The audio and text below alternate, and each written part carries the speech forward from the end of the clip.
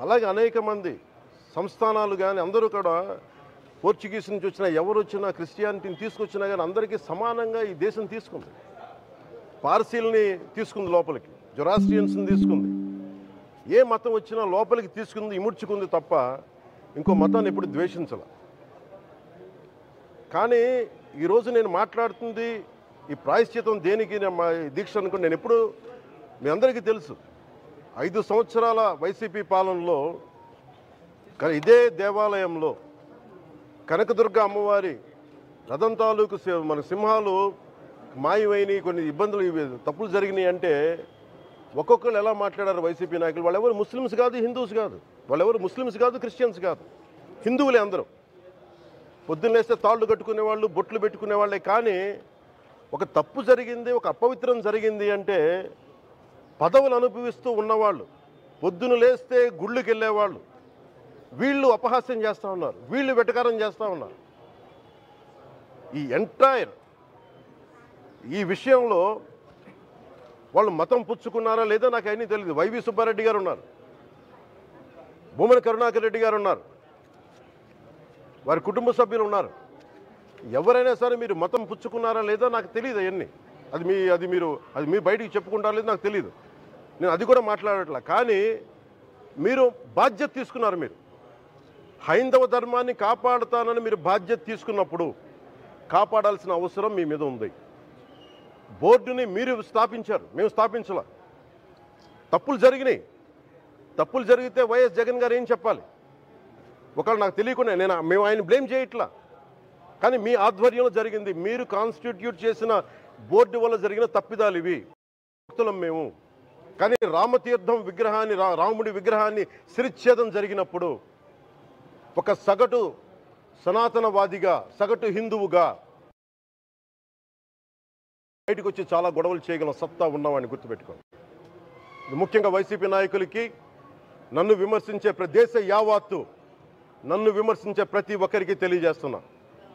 గొడవ పెట్టుకోవాలంటే చాలా బలంగా గొడవ పెట్టుకోవాలి. కానీ నాది పేదవాళ్ళ కష్టాలు, క్రిమినలైజేషన్ ఆఫ్ పాలిటిక్స్, వీటి మీద మేము మాట్లాడతాం, వీటి మీద తప్పించాం. ప్రజలు బాగుండాలి, కాన్స్టిట్యూషన్ వాల్యూస్ని అప్హోల్డ్ చేయాలి, రాజ్యాంగం బాగుండాలి, వీటి కోసం తపన పడేవాళ్ళం. కానీ సెక్యులరిజం పేరు మీద, secularism is not one way, it's 2 way. Secularism అంటే కూర్చోబెట్టి ఒక్క సైడ్ నుంచి వచ్చేది కాదు, అన్ని సైడ్ నుంచి రావాలి. ఇది చాలా ఆవేదన కలిగిస్తుంది. కొన్ని దశాబ్దాలుగా చూస్తున్నారు ప్రతి హిందువు. దీంట్లో మిగతా మతాల ప్రస్తావన కంటే కూడా నేను ఎక్కువ ప్రస్తావన చేస్తుంది హిందూ ధర్మాన్ని పాటించి, వాళ్ళు వ్యక్తిగతంగా పాటించి బయటకు వచ్చేటప్పటికి మీడియా వారి కోసమో లేదంటే ఇంకొంత ఎవరైనా సాటిస్ఫై చేయడం కోసం తెలియదు, కానీ సాటి హిందువులు తోటి హిందువులను తిడుతూ ఉన్నారు. ఇది చాలా ఆక్షేపణీయం. దీంట్లో నేను ముస్లిమ్స్ నిందించట్లా, అది క్రిస్టియానిటీ నిందించట్లా. కానీ బాధ్యత తీసుకున్న హిందువుల్ని నేను నిందిస్తున్నాం. బాధ్యత మీది. మీరు యథాలాపంగా వచ్చి ఇది పొలిటికల్ పదవులు, విగ్రహాలు పోతే మేము ఇల్లు కట్టుకుంటాం, వాకిళ్ళు కట్టుకుంటాం, ఏం మాటలవి? ఇదే మీరు మస్జిద్లో జరిగితే మాట్లాడతారా? మస్జిద్లో ఇలాంటి అపవిత్రం ఒక చిన్నపాటి చోరీ జరిగితే ఇలాగే మాట్లాడతాం. ఎందుకంటే మీరు మాట్లాడరు, ఓట్లు కదా అక్కడ. కానీ హిందువులు మాట్లాడితే హిందువులు అందరికీ ఎవరు పట్టించుకోరు. ఇక్కడ మా వేదన ఉండదా? మౌనంగా ఉన్నామంటే బాధ లేదనా? కోపం రాదనా? ఈ రోజుకి కూర్చొని చూడండి ఏం మాట్లాడుతున్నారో వాళ్ళు. ఆయన వాళ్ళ లాయర్ అంట, ఆయన ఎవరు ఏజీపీ అంట, పొన్నవోలు సుధాకర్ రెడ్డి గారు తిరుమల లడ్డుపై ఢిల్లీలో చేసిన కామెంట్ నా దృష్టికి తీసుకొచ్చారు. ఇలాంటి సెన్సిటివ్ సమయాల్లో ఎయిదర్ మౌనం మంచిది, మౌనం దాటి పొగరుగా మాట్లాడటం, నన్ను పచ్చి బూతులు తిట్టినా, నన్ను వక్రీకరించినా, నన్ను రోడ్డు మీదకి లాగిన నేను ఎప్పుడు మౌనంగానే ఉన్నా. కానీ వైసీపీని నాయకులు, విమర్శించే నాయకులు ప్రత్యేకంగా చెప్తున్నాం, సనాతన ధర్మాన్ని జోలికి రాకండి. తప్పు జరిగితే తప్పు జరిగిందని ఒప్పుకోండి, లేదా మాకు సంబంధం లేదని చెప్పండి. అంతేగాని మళ్ళీ అడ్డగోలుగా మాట్లాడితే ఎవ్వరం క్షమించం. ఇక్కడ మీరు కూడా హిందువులే, పొన్నవోలు సుధాకర్ రెడ్డి గారు, మీరు హిందువులే, నోటికొచ్చినట్టు మాట్లాడకండి. తమాషాలుగా ఉందా మీకు? సరదాలుగా ఉన్నాయా? మొన్న ప్రకాష్ రాజ్ గారు మాట్లాడారు నా మీద. అరే, నేను మాట్లాడుతుంది ఒక హిందువులు అపవిత్రం గురించి మాట్లాడుతున్నాను. ఇందులో ప్రకాష్ రాజ్ గారికి సంబంధం ఏంటి? ఇందులో నేను ఇంకొక మతాన్ని నిందించానా? ఇస్లాంని నిందించానా? క్రిస్టియానిటీని నిందించానా? అపవిత్రం జరిగింది, ఇలా జరగకూడదు, ఫుడ్ అడల్టరేషన్ జరిగిందని మాట్లాడుతుంటే దీన్ని గోల చేయకూడదంటే, అంటే తప్పు జరిగినప్పుడు మాట్లాడకూడదా? ఒక అపవిత్రం జరిగితే మాట్లాడకూడదా? దేవతా విగ్రహాలను శిరచ్ఛేదం చేస్తే మాట్లాడకూడదా? ఏం పిచ్చి పట్టింది ఒక్కొక్కళ్ళకి? ఎవరి కోసం మాట్లాడుతున్నారు మీరు? ప్రకాష్ రాజ్ కూడా చెప్తా ఉన్నాను, నాకు మీరంటే గౌరవం. I have extreme respect for you. కానీ when it comes to secularism, Prakash Raj గారు, it's a two-way, not one. I have extreme respect for you. You know that. మీరు secularism is all, it is not way. హిందువుల మీద దాడినప్పుడు వచ్చి మాట్లాడడం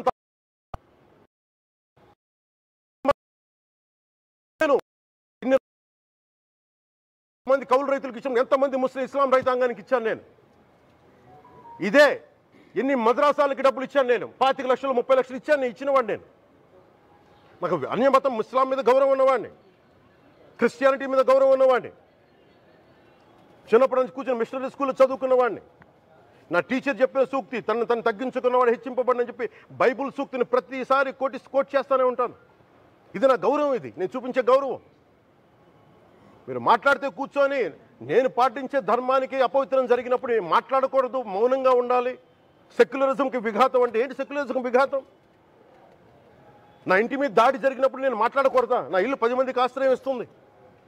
నా సనాతన ధర్మం అన్ని ధర్మాలకి ఆశ్రయం అయితే దానికి దాడి జరిగినప్పుడు, దాని మీద అపవిత్రం జరిగినప్పుడు దానికి కూడా మాట్లాడకూడదంటే ఏం మాట్లాడాలి మీతోటి?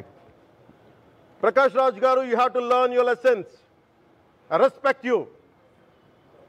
It's not just Prakash Raj Garu, all the people who thinks in the name of secularism, you're going haywire. Let me tell you guys, we are extremely hurt. Don't make a mockery out of our sentiments. We are deeply, deeply hurt. It's not fun for you, fun for you. Maybe it might be fun for you. It is not fun for us. It's a deep anguish, deep pain. Don't you ever forget. Before you come and think 100 times and talk about Sanatana Dharma. Enough of this. చాలు. ఇష్టానికి మాట్లాడుతూ ఉన్నారు సనాతన ధర్మం మీద. అయ్యప్ప స్వామి మీద మాట్లాడతారు, సరస్వతి దేవి మీద మాట్లాడతారు. అల్లా మీద మీరు మాట్లాడగలరా? మహమ్మద్ ప్రవక్త మీద మీరు మాట్లాడగలరా? జీసస్ మీద మీరు మాట్లాడగలరా? అందరూ కూర్చొని సనాతన ధర్మం మీద, వినాయకుడి మీద జోకులు వేస్తారు, దుర్గాదేవి మీద జోక్స్ వేస్తారు, సరస్వతి దేవి మీద జోక్స్ వేస్తారు. మా మనోభావాలు గాయపడవా? మాకు బాధ ఉండదా? అందుకే నేను ప్రతిపాదించింది ఏంటంటే, ప్రతి దానికి రావలేకపోతున్నాం. సనాతన ధర్మ రక్షణ board is order of the day. ప్రతిసారి కూర్చోబెట్టి మేము డిఫెండ్ చేసుకోలేం. ఇది ప్రతి సగటు హిందువు తాలూకు ధర్మం. ఇదే ఇస్లాం మీద దాడి జరిగితే ఎంతమంది బయటకు వస్తారు, ఎంతమంది నిరసన తెలియజేస్తారు, రోడ్ల మీదకి రమ్మని చెప్పట్ల. కనీసం మీకు కోపం కూడా రాకపోతే మేము ఏం చేస్తాం? గుడికి వెళ్ళే ప్రతి హిందువు బాధ్యత కాదా ఇది? నా ఒక్కరి బాధ్యతైనా, మా బాధ్యతైనా, మీది కాదా? ధర్మాన్ని మీరు పరిరక్షించరాదు, మీ బాధ్యత కాదా? ఈయన పొన్నవోలు సుధాకర్ రెడ్డి గారు మాట్లాడేది, పంది కొవ్వు చాలా ఖరీదైంది, ఆ కొవ్వు లడ్డు నెయ్యితో ఎలా కలుపుతారు? నెయ్యి 300 రూపాయలు ఉంటే పంది కొవ్వు 1200 రూపాయలు. బంగారంతో రాగి కలుపుతారా? ఇత్తడిలో పుత్తడి కలపరు. చెంబు తయారులో ఎవరైనా బంగారం కలుపుతారా? మదం ఎక్కిన మాటలు పొన్నవోలు సుధాకర్ రెడ్డి గారు. మదం ఎక్కి వస్తే ఇట్లాంటి మాటలే వస్తాయి. మీరు నా మీద కోర్టులో కేసులు వేసుకుంటారో ఏమి చేసుకుంటారో చెప్తా. మీరు ఏజీపీలు కదా, మీ దగ్గర వేల కోట్ల డబ్బులు ఉన్నాయి కదా, వేసుకోండి కోర్టులో, చెప్పండి. సనాతన ధర్మానికి నోటికొచ్చినట్టు మాట్లాడితే మిమ్మల్ని అందరినీ రోడ్ల మీదకి లాగుతాం, గుర్తుపెట్టుకోండి. తప్పు జరిగింది, ప్రాయశ్చితం చేసుకోండి, లేదంటే మౌనంగా మాట్లాడకుండా ఉండండి అంతే. మా మనోభావాలు ఇంకా రెచ్చగొట్టేలా మాట్లాడొద్దు. భూమన కరుణాకర్ రెడ్డి గారు మాట్లాడతాను నేను వెళ్ళి హై డ్రామా, రాజకీయ మనసు ఉన్న వాళ్ళు అత్యంత దారుణంగా ప్రవర్తిస్తున్నారండి. లడ్డు కలుషితమైంది అంటున్నారు. కల్తీ నెయ్యితో తప్పు చేసి ఉంటే సర్వనాశనం అయిపోతాం, రక్తం కక్కుని చచ్చిపోతాం. మీ నాశనం మొదలైంది. రెండోది అది భగవంతుడికి వదిలేస్తున్నాను. వైవి సుబ్బారెడ్డి గారు విచారణకి రావాలంటే రికార్డులు ఆయనకి ఇవ్వాలంట. మీరు ప్రభుత్వంలో రికార్డులు మాకు ఇచ్చారా? మాకు ఏం మాట్లాడుతున్నారు మీరు? మీరు కూడా విచారణకి సిద్ధంగా అండి. అసలు ఈవో ధర్మారెడ్డి గారు ఆ మనిషి గాయం. ఈ రోజు దాకా లేడు ఆయన. ఈరోజు దాకా మళ్ళీ కనిపించలా. ధర్మారెడ్డి గారు నేను మిమ్మల్ని చూశాను. ఆ రోజున నేను దర్శనానికి వచ్చినప్పుడు మీరందరూ ఎలా ప్రవర్తించారో నాకు తెలుసు, నేను చూశా. తిరుమలని ఇష్టారాజ్యంగా చేశారు, అది వ్యాపార కేంద్రంగా చేశారు, ఆధ్యాత్మిక కేంద్రం నుంచి పర్యాటక కేంద్రంగా చేశారు అది. ఇదే మీరు మక్కాకి వెళ్తే ఇలాగే ప్రవర్తిస్తారా? మీరు ఒకసారి మక్కాను చూసి నేర్చుకోండి. ఇస్లాంని పాటించే ప్రతి ముస్లిం ఎంత పవిత్రంగా పాటిస్తాడో చూడండి. అక్కడ అథారిటీస్ని అడగండి. ఒక చిన్నపాటి మస్జిద్కి వెళ్తే ఎంత పవిత్రంగా చూసుకుంటారో చూడండి. ధర్మారెడ్డి గారు మీరు హిందువులా? మీ ఇష్టానికి మీరు చేసేసుకుంటారా? మీ బిడ్డ చనిపోయాడు, చనిపోయిన కనీసం 11 రోజులు లోపలికి రాకూడదండి, ఈ లోపల వచ్చేస్తారా మీరు? మేము మర్చిపోయామనుకుంటున్నారా? ఆగమ శాస్త్రం చెప్పింది మీకు ఇదేనా? అంటే గవర్నమెంట్ ఉద్యోగులు అయితే ప్రభుత్వం మీ నియమిస్తే మీ ఇష్టానికి చేసేసుకుంటారా? మాకు బాధలు ఉండవనుకుంటున్నారా? ఇదే మీరు ఒక ఇస్లాంకి చేస్తే అపచారం జరిగితే మీరు ఏం చేస్తారు? బయట రోడ్ల మీదకి వచ్చి మీరు కూర్చోబెట్టి దాన్ని పొలిటికలైజ్ చేస్తారు. మీరు పొలిటికలైజ్ చేస్తారు. నేను నిజంగా చెప్తున్నా, జగన్మోహన్ గారికి కూడా చెప్తున్నా, మీరే కనుక నేనే కనుక సనాతన ధర్మం మీద పోరాటం చేయాలని నన్ను ఆపేవాళ్ళు ఎవరు లేరు ఈ దేశంలో, గుర్తుపెట్టుకోండి. నేను కనుక సనాతన ధర్మం కోసం నేను పోరాటం చేస్తే చచ్చిపోవడానికి సిద్ధం నేను. కానీ నేను అక్కడి దాకా తీసుకెళ్ళిన విషయాలు దానికి నిదర్శనమే రాముల వారి విగ్రహం శిరిచ్ఛేదం జరిగినప్పుడు ఒక్క మాట మాట్లాడకుండా చెప్పి కూర్చున్నాను. ఆ తెలివితేట లేక మీ ప్రభుత్వాన్ని కిందకి తీసుకొచ్చి అధాపాతాలను తొక్కిన మేము మాకు శక్తి లేదనుకుంటున్నావా? ఉండవనుకుంటున్నావా? కానీ మేము సమాజాన్ని కలిపి ఉంచాలని వ్యక్తులం తప్ప విడగొట్టాలని వ్యక్తులం కాదు మేము, గుర్తుపెట్టుకోండి. అలాగే ఈరోజు నుంచి ప్రజలందరికీ కూడా చెప్తున్నా, ఎవరు అన్ని మతాలని మేము గౌరవించేది ఈ నేల ఒక జనసేన పార్టీ అని కాదు, తెలుగుదేశం పార్టీ అని కాదు. మీరు ఏ పార్టీలకు సంబంధించిన వైసీపీలో ఉన్న హిందువులందరూ ఏం చేస్తున్నారు? మీరందరూ పోటీ పడ్డారు కదా తిరుమలకి వెళ్ళడానికి. మీరు మర్చిపోయారు, ఇందులో ఈ పాపం మీకు కూడా వస్తుంది, ఈ పాపం మీకు కూడా తగులుద్ది. మీ మౌనం కూడా మొత్తం జాగ్రత్త, తరాలు నాశనం అయిపోతాయి. మీ మౌనం మంచిది కాదు. ఇది ఒక వెంకటేశ్వరుడికి జరిగింది కాదు, భగవంతుడికి, నిరాకారుడు, ఆయనకి ఇవేం పట్టవు.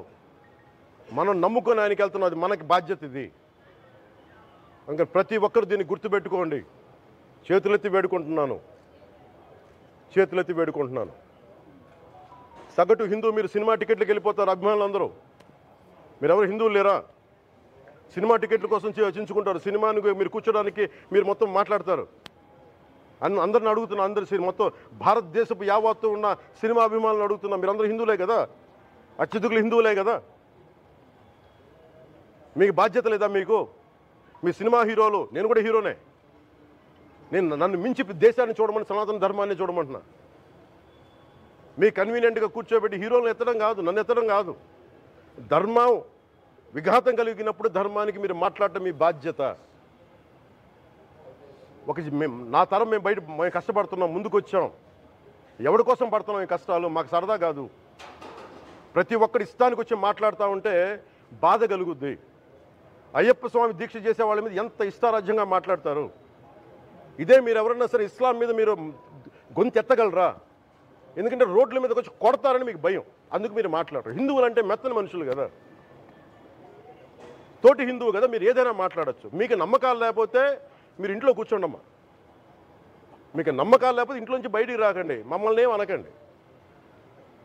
మేము ఎలా పూజా విధానం ఎలా చేస్తాం, అలాగే ముఖ్యంగా ఫిల్మ్ ఇండస్ట్రీ కూడా నేను తెలియజేస్తా ఉన్నా, దీని మీద మీరు మాట్లాడితే మద్దతుగా మాట్లాడండి, లేదంటే మౌనంగా కూర్చోండి. అంతేగాని మీ మాధ్యమాల ద్వారా అపహాస్యం చేస్తే మటుకు ప్రజలు మిమ్మల్ని ఎవరు క్షమించరు. ఎందుకంటే చాలా డీప్ పెయిన్ ఇది. మీరు లడ్డు మీద జోక్లు వేస్తున్నారు. నేను ఒక సినిమా ఫంక్షన్లో కూడా చూశాను, laddu is a sensitive issue అని. Don't you ever say that. Don't you ever dare to say that, please. I respect you as actors, but when it comes to Sanatana Dharma, please, you have to think 100 times before you saying a word. One comment. Thank you.